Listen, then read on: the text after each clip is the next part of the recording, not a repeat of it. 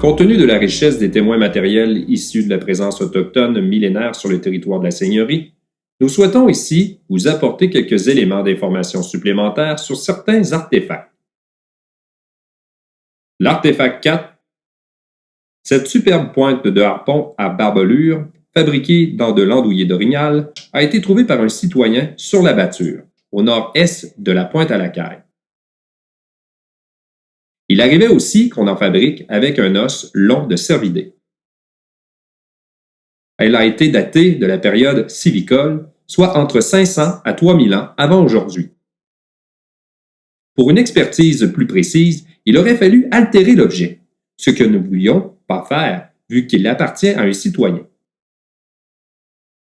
L'archéologue et artisan des technologies autochtones, Martin Lomini, mentionne que ces harpons servaient généralement à chasser les mammifères marins comme le phoque, le morse et la baleine, ou à pêcher de gros poissons comme l'esturgeon et le saumon. Ce qui est fort pertinent ici, puisque la rivière du Sud était jadis une rivière à saumon. Cela nous ramène aussi à une époque très ancienne où la chasse aux phoques était sans doute pratiquée par les Premières Nations, dans les lieux réputés pour cela, tels que les îles et Battures aux loups marins, au nord-est de l'île aux Oies. L'artefact 7A, la reproduction de la flèche que vous voyez ici, montre très bien comment a été fixée la pointe en chair sur la hampe en bois, dans ce cas-ci du cornouiller. Elle est maintenue avec du tendon d'orignal et de la colle animale.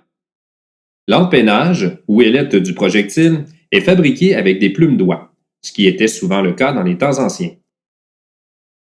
On notera que l'arc et les flèches sont apparus il y a environ 5000 ans en Amérique du Nord et qu'elles ont fini par remplacer le propulseur. Nous vous invitons maintenant à passer à la seconde section de notre exposition où il sera question du village éphémère de Saint-Thomas de la Pointe-à-la-Caille.